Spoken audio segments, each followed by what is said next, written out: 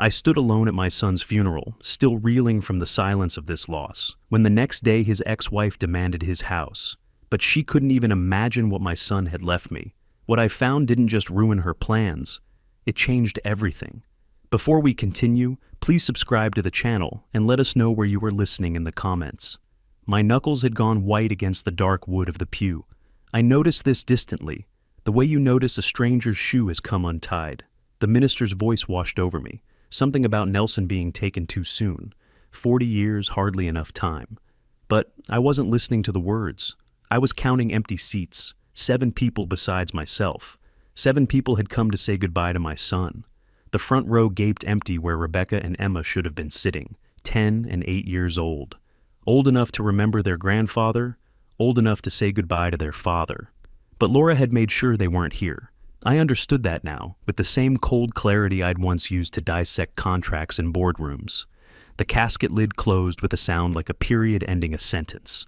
I shook hands afterward because that's what you do. Mike Chen had worked with Nelson for 8 years at the engineering firm. He gripped my hand hard, his eyes wet. Mrs. Patterson from Nelson's Portland neighborhood brought a casserole dish wrapped in foil. 2 other colleagues whose names slid past me.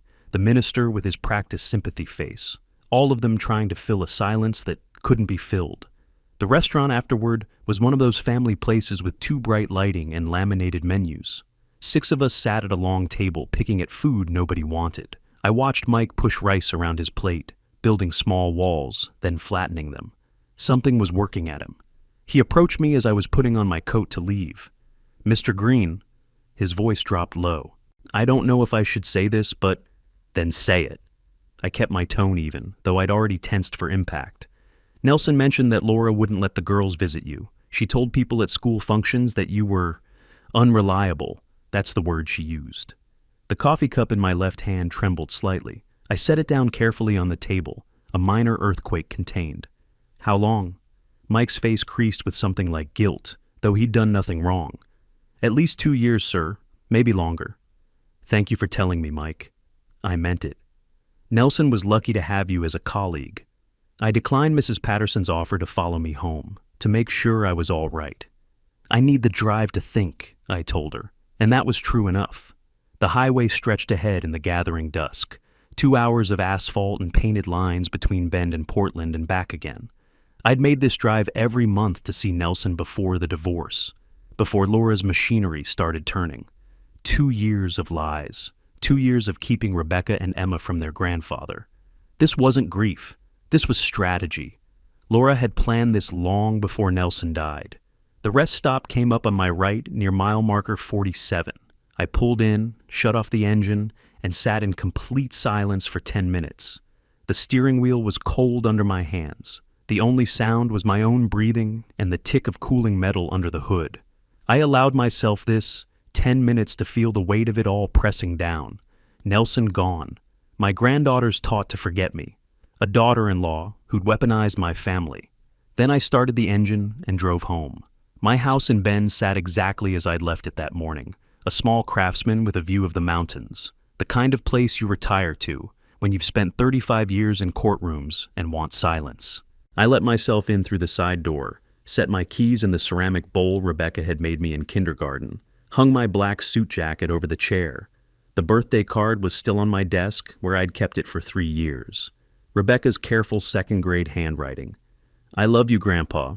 Thank you for the science kit." She'd drawn a picture of the 2 of us looking through a microscope, both stick figures wearing enormous smiles.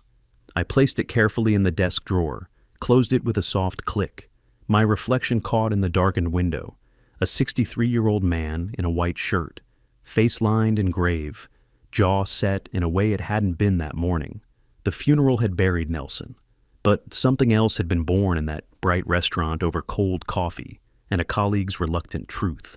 I opened my laptop, created a new folder, titled it, simply, Estate Matters. The cursor blinked at me, waiting. "No more," I said to the empty room, and my voice sounded different than it had in years, harder, certain. Outside, the first rain began to fall. 2 days of silence passed before she called. I'd spent those days the way I once spent the opening stages of a case, gathering information, reviewing what I had access to, preparing my mind. Nelson's bank statements from the joint account before the divorce.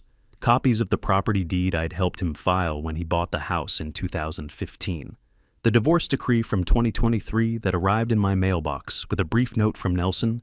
"It's done, Dad. The girls are safe." The girls were not safe. That much I'd learned. The funeral home had called once to confirm final arrangements. I'd authorized cremation, approved the death certificate copies. No one else had contacted me. I'd expected Laura to make her move. I just didn't expect it this soon. When the phone rang at 9 that Thursday morning, her name appeared on my screen like a diagnosis. I let it ring twice before answering. "Yes." "Norbert, we need to discuss Nelson's estate."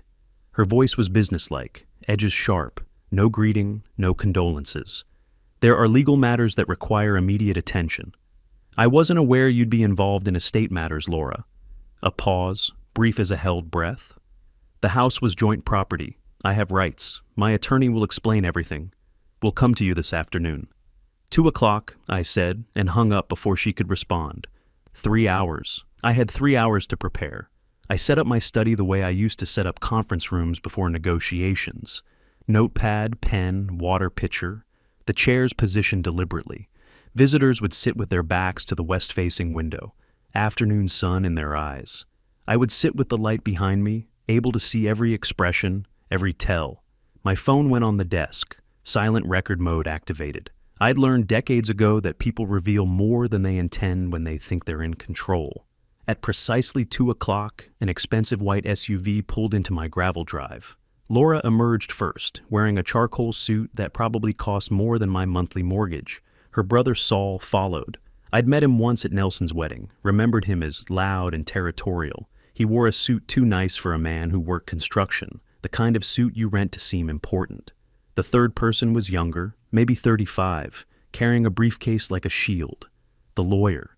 I opened the door before they could knock. "Nice place you got here," Saul said, his eyes scanning past me into the house. "Quiet. Isolated." "I prefer it that way," I replied evenly. "Fewer interruptions." They followed me to the dining room. Laura's heels clicked against my hardwood floor with metronomic precision. The lawyer, Hendricks he introduced himself, spread papers across my table with practiced efficiency. Saul stood behind Laura's chair, arms crossed, trying for intimidation. "Mr. Green, as you can see, the property at 2847 Maple Drive, Portland, was purchased during the marriage in 2015. Hendricks tapped the deed with one finger. Oregon is a community property state. Despite the divorce in 2023, the deed was never amended. I examined the documents, turning pages with deliberate slowness. Nelson had used an attorney for the divorce, a competent one, if I remembered correctly. This seemed like an oversight that would have been caught. "Nelson had an attorney handle the divorce," I said. "This seems unusual." Laura leaned forward, her expression shifting to something almost pitying. "Your son wasn't exactly detail-oriented, Norbert. Unlike some people, he trusted those around him." The dig was subtle but intentional. I noted it, filed it away. "Look, I know this is complicated for you." Laura's voice took on that particular tone people use when they're explaining things to someone they consider slow. "Estate law has changed a lot since you practiced, if you even did property law." "I practiced corporate law for 35 years, I said. "I'm familiar with contracts, ownership structures, and document authentication." Saul shifted his weight, stepping closer to my chair. "This doesn't need to be difficult, old man. Laura's entitled to what's hers. Just sign the acknowledgement." I didn't step back, didn't look up at him, kept my eyes on the papers in front of me, giving him nothing. "I don't sign documents without proper review. You'll have my response through my attorney within the week." The silence that followed had texture to it, rough and uncomfortable. Laura's fingers drummed against the table edge, once, twice, 3 times. Hendricks gathered his papers with quick, nervous movements. Saul's jaw worked like he was chewing words he couldn't quite spit out. Laura stood abruptly. 1 week, Norbert. After that, we file formal claims. This can be easy or hard. Your choice." I stood as well, meeting her eyes with the same level calm I'd used on opposing counsel who thought they had leverage. "I've always preferred thorough over easy. You'll hear from me." I watched from the front window as the SUV reversed down my drive, gravel crunching under expensive tires. Only when the vehicle disappeared around the bend did I return to the table. The documents were still there, spread out like evidence at a crime scene. I photographed each page with my phone, zoomed in on signatures, date stamps, notary seals. Everything appeared legitimate. Purchase agreement from TAS 15. Post-divorce paperwork showing the deed remained unchanged. Laura's claim to half the property value seemed, on the surface, legally sound. But something bothered me. Why wait 2 days after the funeral? Why the rushed meeting, the pressure tactics, Saul's ham-fisted intimidation? What was Laura afraid I'd find if given too much time? I sat back in my chair, the afternoon sun now slanting low through the windows, turning everything the color of amber. Pieces of a puzzle, but I didn't yet know what picture they formed. "She's desperate," I said aloud to the empty room, testing the words. "The question is, why?" Tomorrow, I'd start finding answers. The next morning, I positioned myself across from Mr. Thompson's desk, manila folder in hand. Photographs of Laura's documents arranged in careful sequence. I'd called his office at 8, gotten a 10 o'clock appointment, arrived 15 minutes early. The reception area smelled of old leather and furniture polish, the scent of established law. Thompson's office overlooked downtown Bend, morning light cutting through vertical blinds in precise angles. I slid the photographs across his mahogany desk, watching his face the way I once watched opposing counsel during depositions, looking for the tell, the flicker of recognition that something was wrong with these papers. His expression didn't change. "Mr. Green, these appear to be legitimate." He arranged them in chronological order: deed, marriage certificate, divorce decree, current assessment. The property deed, the marriage certificate, the divorce paperwork, everything is in order. My fingers tightened on the armrest. These documents, there has to be something wrong with them. The timeline, the signatures, something. I've reviewed them thoroughly. Thompson removed his reading glasses, set them beside the photographs. I wish I had better news. Nelson wouldn't have left this unresolved. I leaned forward. He was meticulous about legal matters. Sometimes personal situations cloud judgment. Thompson's voice carried the weight of experience. Even for careful people. He pulled out a legal pad, began writing. Oregon law is clear on this. Property acquired during marriage is community property. Without explicit language in the divorce transferring her interest to Nelson, she retained her 50% ownership. So she waited. The words came out harder than I intended. She waited until he died to claim what she knew was hers. That's not illegal. Arguably, it's strategic. Thompson met my eyes. Unethical, perhaps, but not criminal. He turned the legal pad toward me, numbers written in neat columns. What if we fight it anyway? Challenge the validity of her claim? On what grounds? He tapped the pen against the paper. The documents are authentic. We'd be arguing technicalities, and judges don't appreciate that. You'd spend $50,000 to maybe delay her by 6 months. Maybe. The figure sat there between us. $45,000, $60,000 minimum. I pulled the pad closer, stared at his handwriting. 2 underlines beneath minimum. So I do nothing. You accept reality. Thompson's chair creaked as he leaned back. I'm sorry. Sometimes the law doesn't deliver justice, just outcomes. The meeting ended at 11:30. I walked to my car through bright morning sunlight that felt wrong somehow, too cheerful for the news I'd just received. I settled behind the wheel, but didn't start the engine immediately. Just my hands on leather, my breathing steady, processing this first real defeat. Thompson had been right about one thing. Fighting Laura's claim would drain my resources while achieving nothing. But accepting it felt like betraying Nelson's memory, like admitting my son had been outsmarted by a woman who'd weaponized his own daughters against him. The drive home took 15 minutes. I tried to make dinner around 5, chicken breast, rice, vegetables, but abandoned it halfway through. Made coffee instead, bitter and black. Stood at the kitchen window watching darkness pool in the valley below my house. When my phone rang at 6 o'clock, Laura's name appearing on the screen felt inevitable. I let it ring once, twice, 3 times before answering. I assume you've spoken with your attorney by now. Her voice carried that edge of victory I'd heard yesterday, sharper now. I have. Then you understand the situation. I'm offering you a clean resolution. 3 days, Norbert. Agree to transfer Nelson's half to me, and we avoid court. I kept my tone neutral, empty of emotion. And if I don't, then I file a formal estate claim. Every asset, every account, every item in that house gets inventoried and evaluated. I'll have legal rights to all of it during probate. Your choice. Cooperate now or fight and lose everything.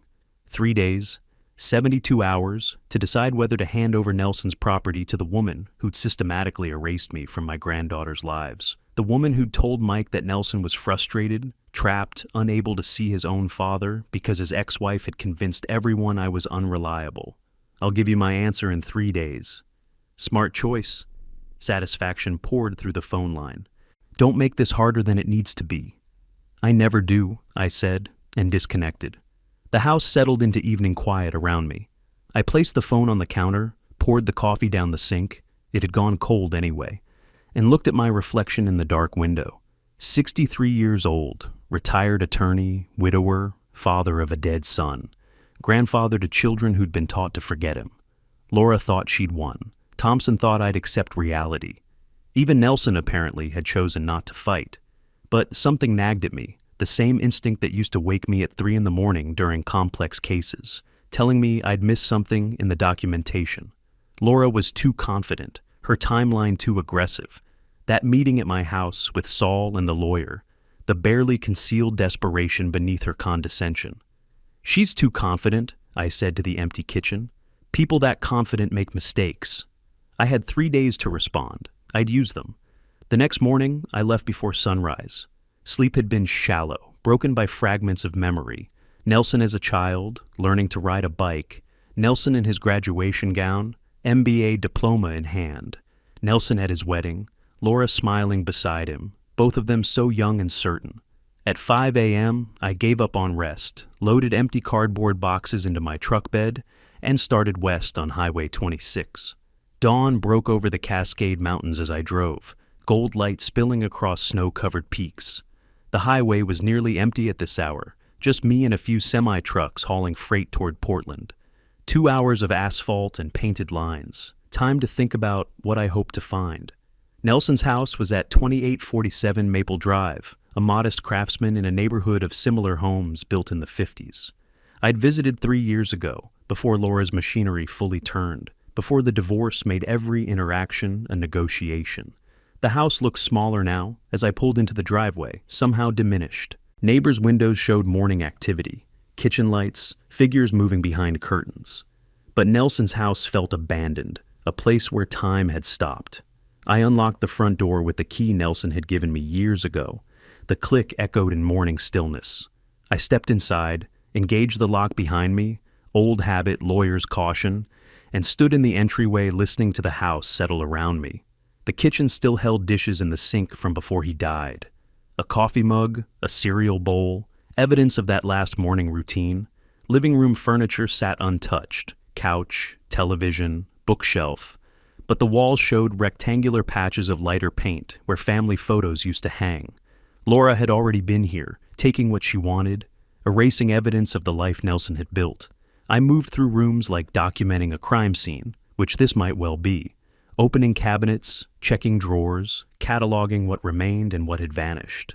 The spare bedroom where Rebecca and Emma used to sleep during their weekend visits, empty now, just a bed frame and bare walls. Nelson's home office was at the back of the house, a converted bedroom with a window overlooking the backyard. His desk sat neat and orderly, file cabinet locked. The computer was gone. Laura had taken it, probably looking for financial records. Certificates on the wall, engineering degree, professional licenses. A framed photo of the girls taken 2 years ago. The bookshelf held technical manuals, industry journals, a few novels. And there, on the middle shelf, the graduation gift I'd given him in 2011. An antique desk clock, brass and walnut, elegant in its simplicity. I picked it up, felt the weight of memory in my hands. Nelson opening the box at his MBA graduation dinner, his surprised laugh, promising to keep it on his desk wherever life took him. The clock had stopped running years ago, but he'd kept it anyway. Except the weight was wrong, heavier than it should be. I turned it over, examining the base. A small compartment that hadn't been there originally fitted so perfectly I almost missed it. The the catch released with a soft click. Inside, wrapped in white paper, a USB flash drive, and written on the paper in Nelson's handwriting, Dad. My breath caught. I returned to the desk, pulled my laptop from my bag, inserted the drive with fingers that wanted to tremble but didn't. One file, video, recorded on a phone camera, dated 1 week before Nelson's death. I pressed play. Nelson appeared on screen, sitting in this same office, late evening light coming through the window behind him. He looked tired, older than his 40 years, but his eyes held determination I recognized, the same look he'd had as a child when facing a bully on the playground. Dad, if you're watching this, I'm gone. I'm sorry it came to this. I should have been stronger, should have fought harder, but I need you to finish what I started. His voice filled the empty office, so familiar it hurt. Laura thinks she's won with the house. Let her think that. She doesn't know I've been documenting everything, every hidden account, every forged receipt she used in the divorce, every lie she told. I found it all.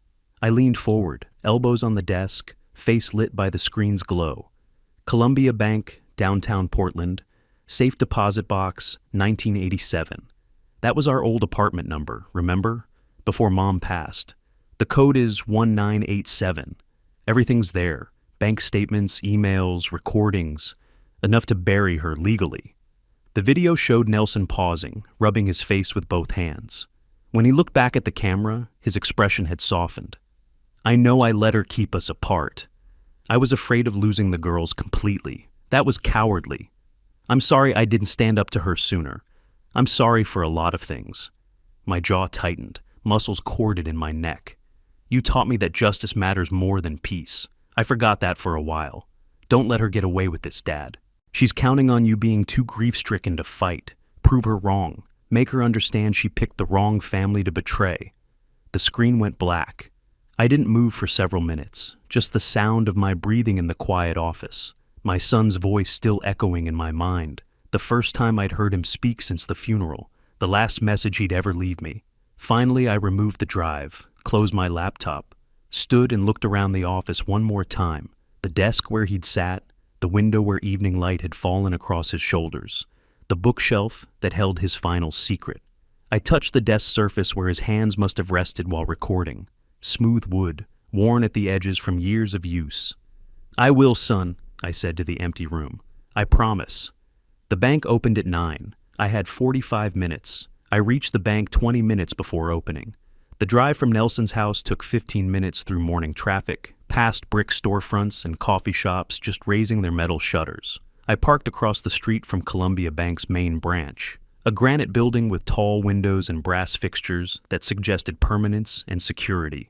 The flash drive sat heavy in my jacket pocket, Nelson's voice still echoing in my mind. Box 1987. Code 1987. Everything you need. I reviewed what I knew while waiting. Nelson had left evidence of Laura's crimes, financial records, emails, proof she'd manipulated the divorce. The question was whether it would be enough, whether my son's final strategy could actually work. At 9 o'clock sharp, the glass doors unlocked. I crossed the street, entered the marble lobby with its high ceilings and hushed efficiency. The safe deposit section occupied the left side of the main floor, separated by a mahogany counter. A young woman wearing a name tag that read Jessica looked up as I approached. I need to access box 1987, I said. Certainly. May I have your name and identification, please? I slid my driver's license across the polished surface. Norbert Green. I'm the executor of the box holder's estate. Her fingers moved across her keyboard, eyes scanning her screen. A brief hesitation, then that carefully neutral expression bank employees master when complications arise. The box is registered to Nelson Green. Without the physical key, I'll need proof of executor status or a court order. Nelson was my son. I kept my voice even, matter of fact. He passed 2 weeks ago. I have the secondary access code he left me. Let me speak with my supervisor about the code protocol. She disappeared through a side door, leaving me alone at the counter. The bank continued its quiet morning routine around me. An elderly couple at the teller window, a man in a business suit depositing checks, everyone moving through their ordinary financial transactions, while I stood waiting to uncover my son's evidence of fraud. Jessica returned with an older woman whose silver hair was pulled back in a neat bun. Her name tag read, Mrs. Chen, branch manager. Mr. Green, I'm sorry for your loss. Her voice carried practiced sympathy, but her eyes assessed me with professional scrutiny. The code can serve as authorization if you can establish your relationship to the deceased account holder. Do you have documentation? I produced the funeral program from my inside pocket. Nelson's name, my name listed as surviving parent, my Oregon Bar Association card establishing legal credibility. Nelson left the code specifically for me to find. Mrs. Chen studied the documents, studied my face, then nodded. That should suffice. Please provide the code. 1987. She gestured for me to follow. We passed through the security door into the vault, a temperature-controlled room lined floor to ceiling with metal boxes of various sizes. Box 1987 was waist-high, mid-range size. Mrs. Chen unlocked it with the bank's master key, then entered the code into the digital keypad beside the door. A pause. Green light. The mechanical click of the lock disengaging. The metal door swung open. Inside, a single manila envelope, thick with documents. I'll show you to a private viewing room, Mrs. Chen said, lifting the envelope with both hands. The room was small, windowless, containing only a table and 2 chairs. She placed the envelope in front of me. Take whatever time you need. Press the call button when you're finished. The door closed with a soft click, leaving me alone with my son's final gift. I opened the envelope carefully, as if it might disintegrate under rough handling. The first item was a handwritten letter on yellow legal pad paper, Nelson's careful script filling 2 pages. Dad, I'm sorry I didn't tell you about this in person. I was afraid, and shame kept me quiet. But if you're reading this, you deserve the truth. My hand followed the lines as I read. Nelson explained how he'd discovered Laura's schemes while reviewing old bank statements during the divorce, how he'd traced the money, collected evidence, documented everything, why he'd decided to leave the house trap in place rather than expose her immediately. I discovered what Laura did 6 weeks ago, the money she hid, the receipts she forged, her plan with Saul to take the house. I could have stopped her then, exposed everything in the divorce, but I realized something better. Let her think she won. Let her claim the house. Then hit her with evidence of fraud when she thinks she's safe. She'll owe more than the house is worth. Behind the letter, bank statements from their joint account at Pacific Northwest Bank. Transaction dated October 12th, 2022, 6 months before Laura filed for divorce. Transfer amount, $340,000. Destination, Laura Marie Weaver. Personal account at a different institution. I photographed the statement, then the next document. Email printouts between Laura and Saul discussing the house plan. One message from Laura dated March 2023. Make sure Nelson doesn't change ownership before we can secure what's rightfully ours. Once he's out, the property stays joint. We just wait. More emails, more evidence of conspiracy. Then the receipts. Contractor invoices totaling $180,000 for kitchen renovation, bathroom remodel, structural repairs. Each one submitted to divorce court as marital debt to inflate Laura's settlement claim. I recognized the format, professional letterhead, detailed line items, signatures. They looked legitimate, except Nelson's notation on each one in red ink. Never performed, check contractor records. Phone records showing Laura contacted a divorce attorney 8 months before telling Nelson she wanted to separate. Calendar entries tracking her meetings with Saul, with financial advisors, with real estate appraisers. Everything documenting premeditation, planning, conspiracy to defraud. I spread the documents across the small table in deliberate order.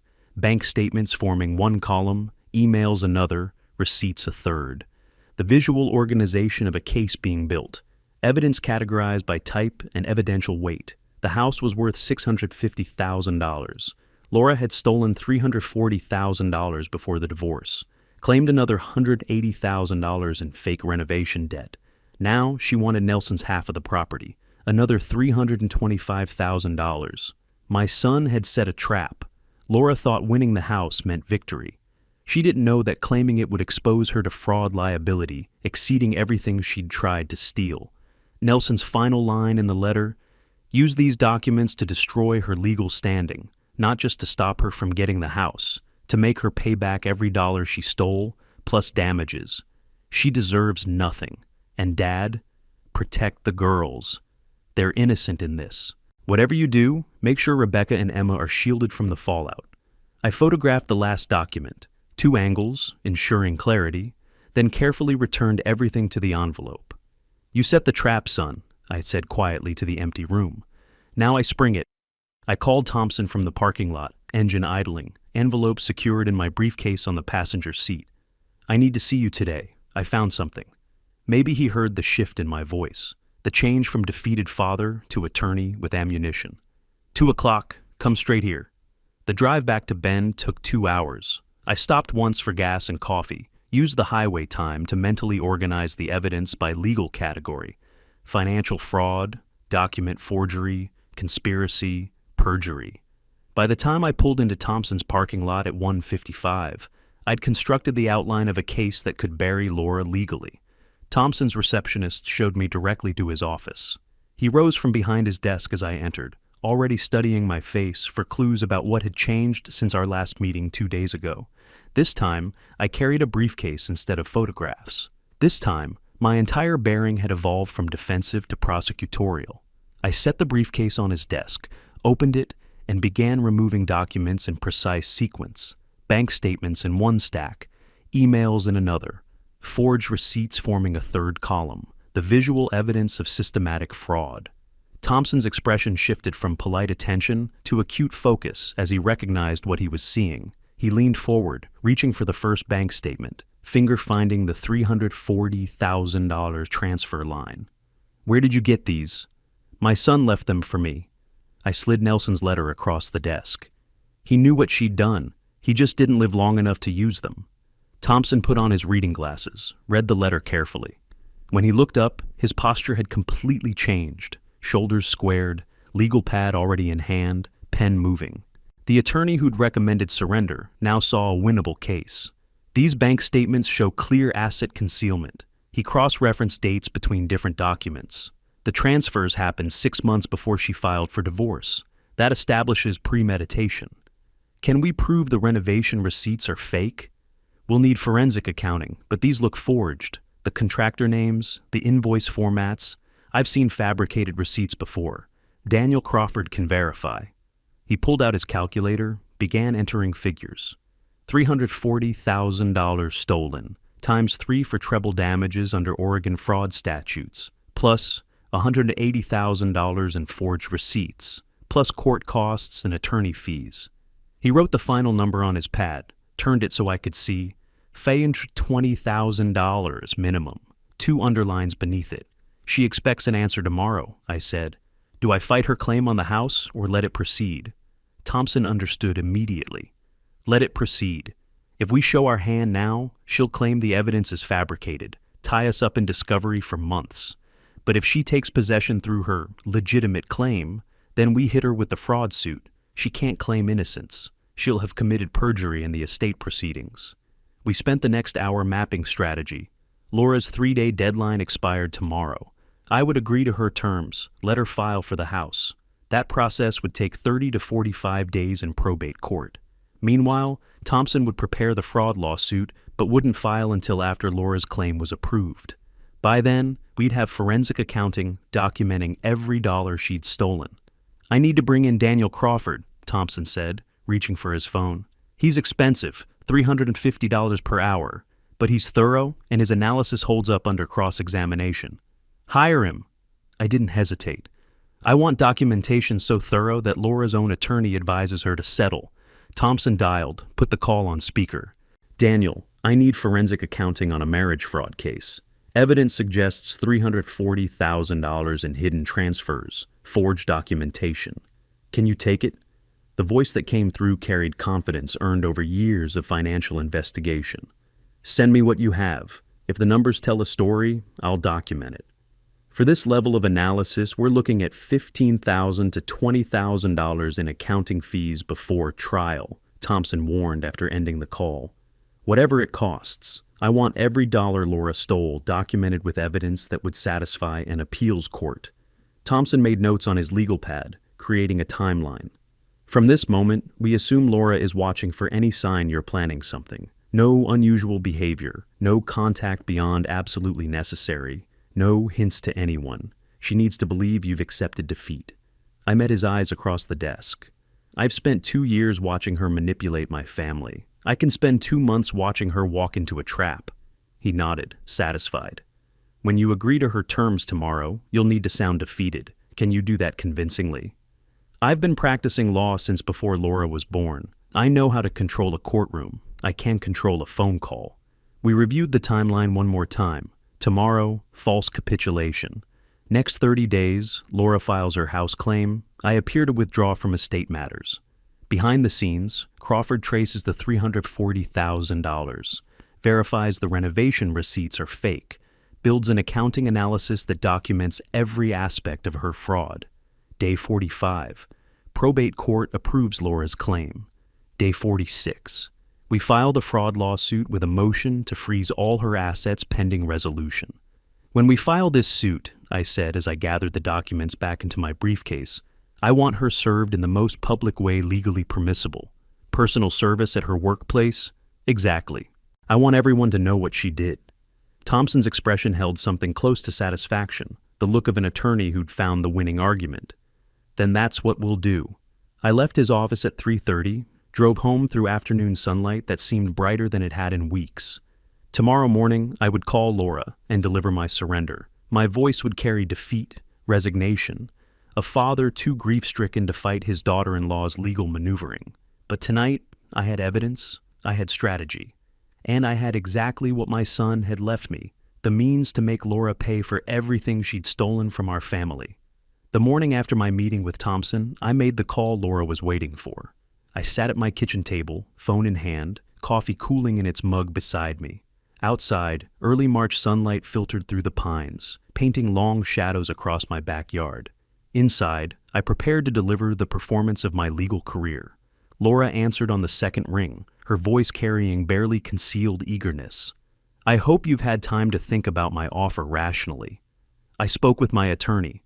I let my voice carry a slight rasp, as if exhaustion had worn me down. He says fighting this would be expensive and futile. A pause.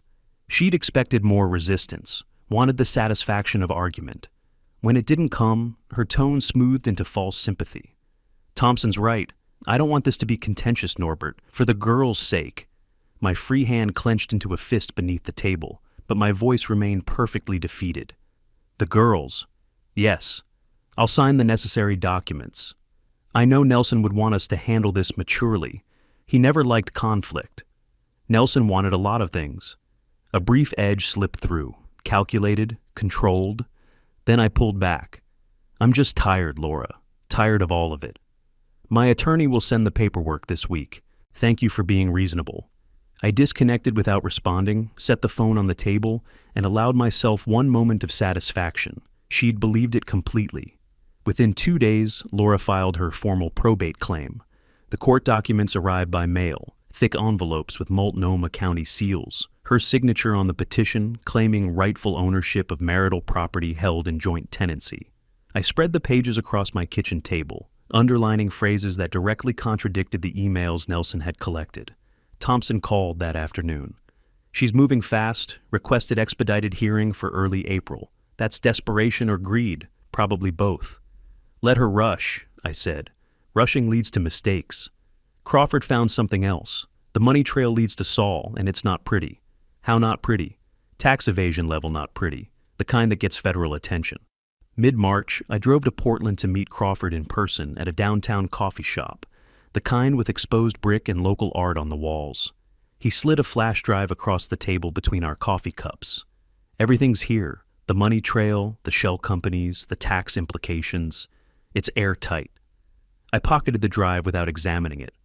The $340,000 went to Saul in 3 transfers over 4 months. He purchased properties through LLCs, flipped 2 of them, never reported the capital gains.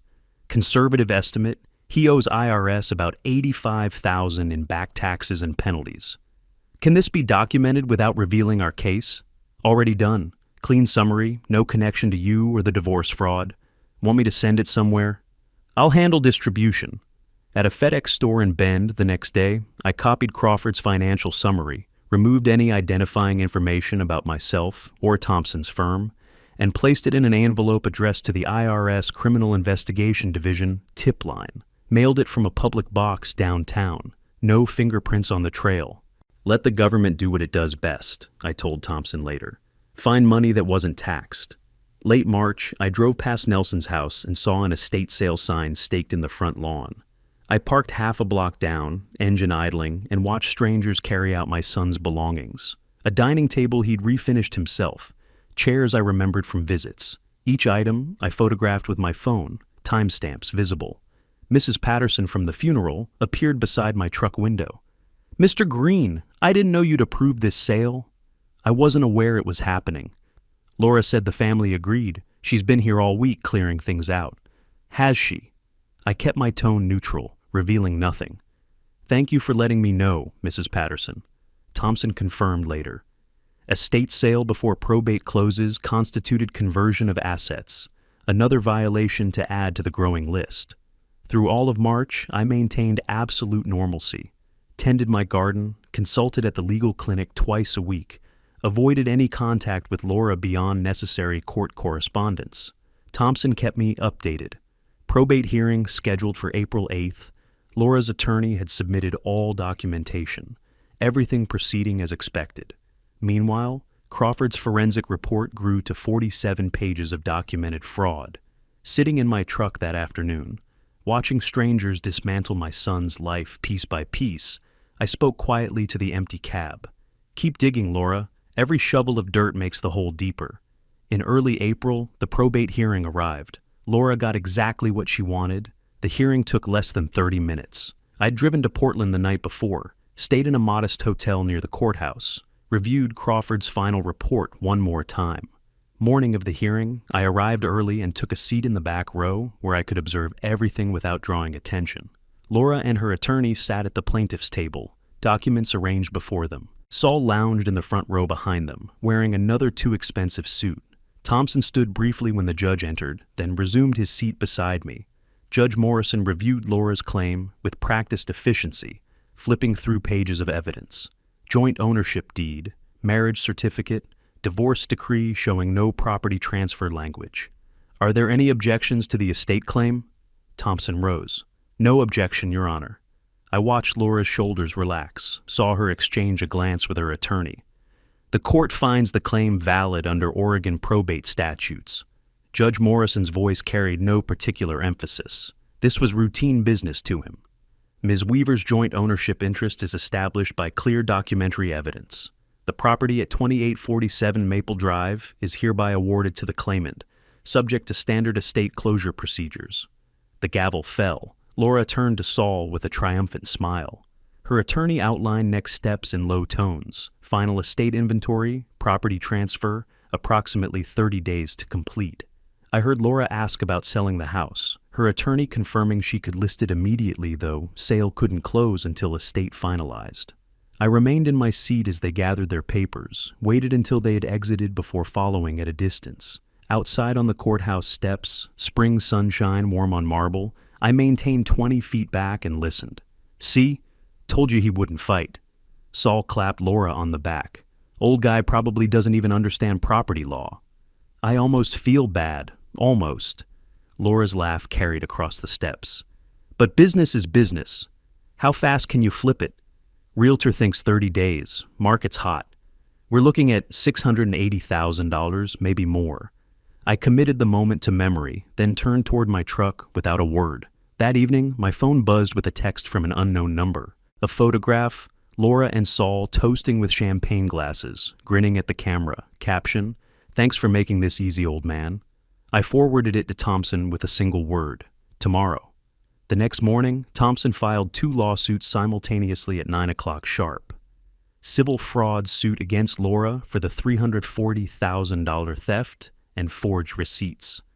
Emergency motion to freeze all assets including the house pending fraud investigation, The filing included Crawford's 47-page forensic report, bank statements, email evidence, and Nelson's explanatory letter. By noon, the process server found Laura at the fitness center where she worked.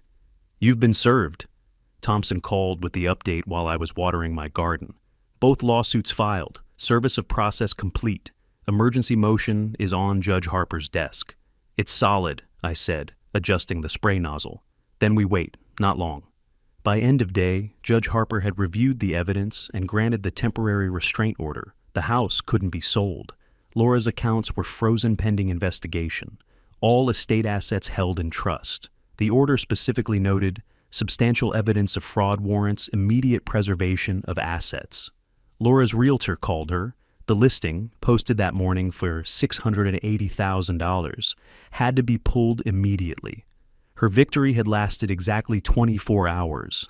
Thompson's office received her frantic call within 2 hours of service. She demanded to speak with me directly. Thompson calmly explained Mr. Green would communicate only through legal counsel. "This is insane. Where did he get those documents? They're not real. Are you claiming the bank statements are fabricated? I want to talk to Norbert. Mr. Green communicates exclusively through counsel. If you have evidence contradicting our claims, present it to the court." Within 3 days, Laura retained Marcus Webb, a criminal defense attorney whose retainer was $15,000. Webb reviewed Crawford's report, the bank evidence, the emails. He called Laura in for a conference. Thompson received the assessment through legal channels later. "Ms. Weaver, I've reviewed the evidence against you. The bank transfers are documented by financial institutions. The emails have metadata verification. The renovation receipts can be disproven by contractor testimony. My professional advice? Negotiate settlement immediately." Laura, according to the filing, "But I won! The judge gave me the house." Webb, "You won a probate claim. Now you're facing fraud charges. Those are separate issues, and the second one will destroy the first." Mid-April, Saul tried a different approach. He contacted Thompson's office, voice smooth with false reasonableness. "Mr. Thompson, I think there's been a misunderstanding. I have friends in Portland who know Norbert, who could help mediate this situation informally." Thompson's voice went flat. "Are you suggesting extrajudicial resolution of pending litigation?" "I'm suggesting maybe the old man doesn't understand what he's starting. People could get hurt in legal battles." This call is recorded. Any further contact constituting intimidation will be submitted to the court. "Good day, Mr. Weaver." Thompson sent me the transcript that afternoon. I was reading in my study, afternoon light slanting through the windows. "Add it to the file," I said. "Let him keep making mistakes. He doesn't realize you've been building cases for 35 years. "No." I set my book aside, looked out at the mountains beyond my window. He thought I was just a grieving father. He's learning otherwise. Over the next 3 months, the legal machinery ground forward. Laura and Saul discovered what 35 years of legal experience looked like when weaponized. The trial stretched across 3 months, from May into July. I attended every hearing, sitting in the same seat behind Thompson's table, watching the machinery of justice process evidence with institutional thoroughness. What began in February with my son's funeral reached its culmination in a Portland courtroom where truth was measured in documents, testimony, and precedent. Early May brought Crawford to the witness stand. The forensic accountant settled into the chair with the confidence of someone whose work speaks for itself. Thompson guided him through his analysis while Crawford's 47-page report appeared on courtroom screens. "Please explain to the court what you discovered regarding the October 2022 transfers." I traced $340,000 moving from joint account 4782 to Ms. Weaver's personal account 6193, then in 3 subsequent transfers to accounts controlled by Saul Weaver. Crawford's voice carried professional precision. The timing, 6 months before divorce filing, demonstrates premeditation. Laura's attorney, Marcus Webb, rose for cross-examination. Couldn't these transfers have legitimate explanations? No. Crawford didn't hesitate. The funds moved secretly during a marriage to the wife's brother, who used them for undisclosed investments. There's no legitimate explanation that fits this pattern. I watched Laura's face as Crawford displayed the forged renovation receipts beside authentic contractor quotes. The judge leaned forward, reading glasses catching the light, finger tracing signature discrepancies and font inconsistencies. Her expression shifted, professional skepticism hardening into something sharper. Mid-May brought unexpected evidence Thompson had assembled from school records. Emma's teacher provided a deposition, read into the record. Ms. Weaver approached me in September 2023 and stated that her former father-in-law should not be allowed contact with the children due to concerning behavior and health issues. She provided no documentation but was very insistent. Thompson submitted my medical records as Exhibit R. Your Honor, these show no health conditions requiring such restrictions. The judge made a notation. The court notes this discrepancy. Across 3 months of hearings, I watched Laura deteriorate. May, defiant, confident, Webb could discredit the evidence. June, anxious, whispering urgently between sessions, her certainty crumbling. July, hollow-eyed, shoulders drawn in, the physical manifestation of someone recognizing defeat. Mid-June brought news from Thompson. IRS criminal investigation had charged Saul with tax evasion. The anonymous tip from March had triggered a full audit, revealing $340,000 in unreported capital gains from property speculation. Saul faced $85,000 in back taxes plus penalties, potential criminal charges. His attorney contacted Thompson, attempting to negotiate. If Saul testified against Laura, could they coordinate sentencing recommendations? Thompson's response was brief. We're not interested in Mr. Weaver's testimony. We have sufficient evidence. Late June, with the case clearly collapsing, Webb approached Thompson with settlement terms. Laura would return $200,000 if we dropped the fraud claims. Thompson brought the offer to me at a coffee shop in Portland, both of us seated by the window, mid-afternoon light slanting across our table. She's offering $200,000 to settle. It ends this now. She stole $340,000. She forged court documents. She kept my granddaughters from me with lies. I met his eyes. What part of that deserves compromise? I'm obligated to present all settlement offers, but I agree. We have her. Then we finish it. Full judgment. The first week of July, Judge Morrison rendered her decision. The courtroom was nearly empty, just attorneys, parties, a court reporter. She read from a 23-page opinion, her voice carrying institutional authority. This court finds Ms. Weaver's conduct constituted deliberate fraud. The transfer of $340,000 from marital accounts was calculated to deprive the deceased of community property. The submission of forged renovation receipts to the divorce court was perjury. The manipulation of child custody through false allegations demonstrates contempt for legal and familial obligations. Laura sat rigid in her chair, hands clasped on the table before her. Ms. Weaver is ordered to pay restitution of $340,000, statutory damages of $120,000, court costs of $35,000, and plaintiff's attorney fees of $25,000, totaling $20,000. The judge's gavel fell, sharp crack echoing through the courtroom. Laura flinched. I exhaled slowly, the only indication of any response.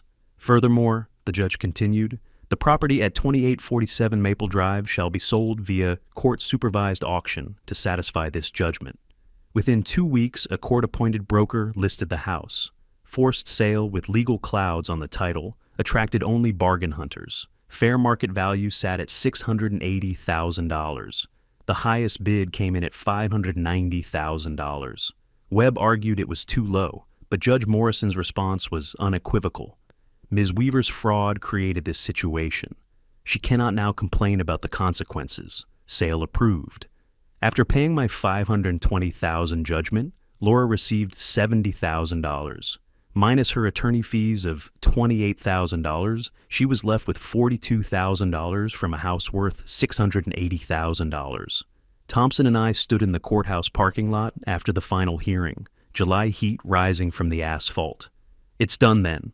It's done. House sells, you get your judgment, she gets what's left, which won't be much. She'll still have more than she deserves. Maybe. Thompson squinted into the afternoon sun.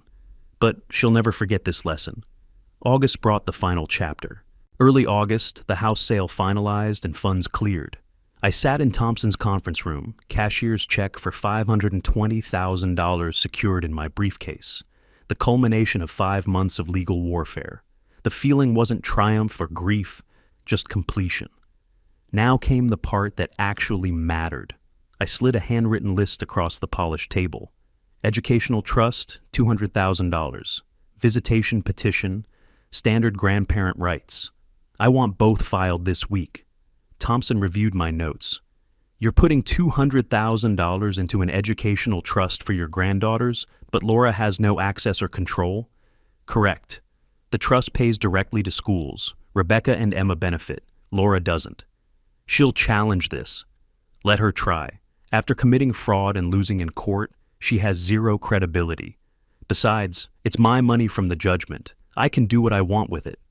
Thompson's office coordinated with a trust attorney. Within 3 days, the Nelson Green Educational Trust existed. $200,000 principal structured to pay tuition, books, housing directly to accredited institutions. Rebecca and Emma were beneficiaries. Laura was explicitly excluded from any trustee role. The trust documentation included Nelson's photograph and a letter I'd written. Your father wanted you to have every opportunity. This ensures that, regardless of other circumstances, your education is secured. Family court, having reviewed evidence from the fraud trial showing Laura's false allegations, granted standard grandparent visitation, 2 weekends monthly, alternating holidays, 2 weeks each summer. Laura's attorney didn't contest. She had no credibility remaining. First visit was scheduled for August 18th. Thompson received reports through legal channels about Laura's situation. Her $42,000 from the house sale, minus remaining attorney bills, left her with approximately $14,000. She'd moved to a studio apartment. Her gym had closed during the trial, bad publicity from the fraud case. Saul's real estate business was bankrupt, his reputation destroyed. Some people might feel that's harsh, Thompson observed. Some people didn't watch their son buried alone because his ex-wife poisoned his children against the family.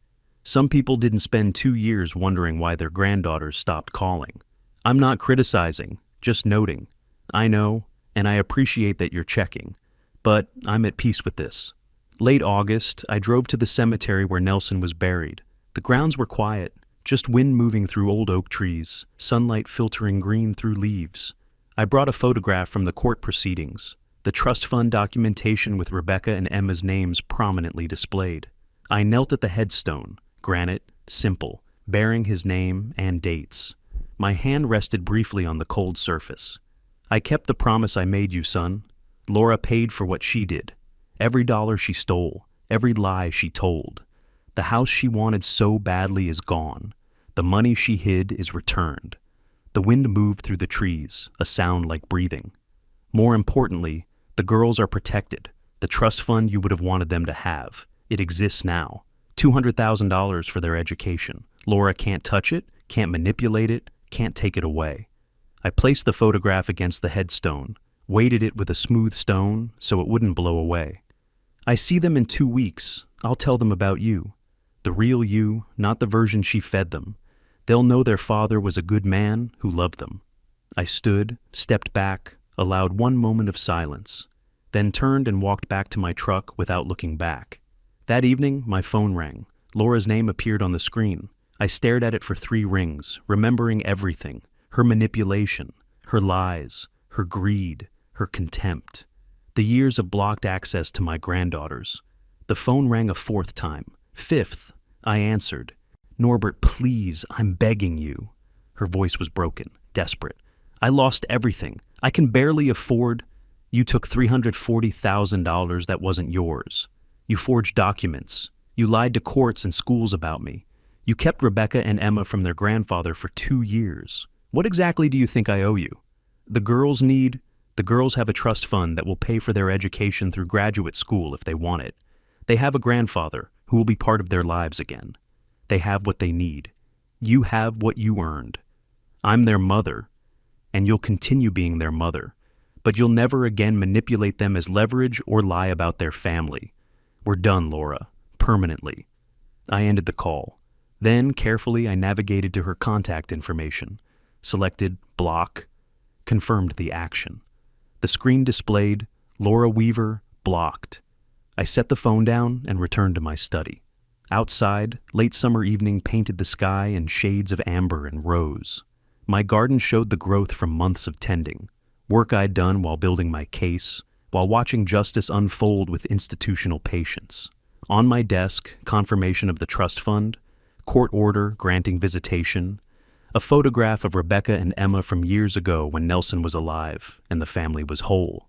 I opened my journal, picked up a pen, and wrote, August 28th, 2025. The legal matter is concluded. 5 months from Nelson's funeral to final judgment. Laura paid $520,000 in restitution and damages.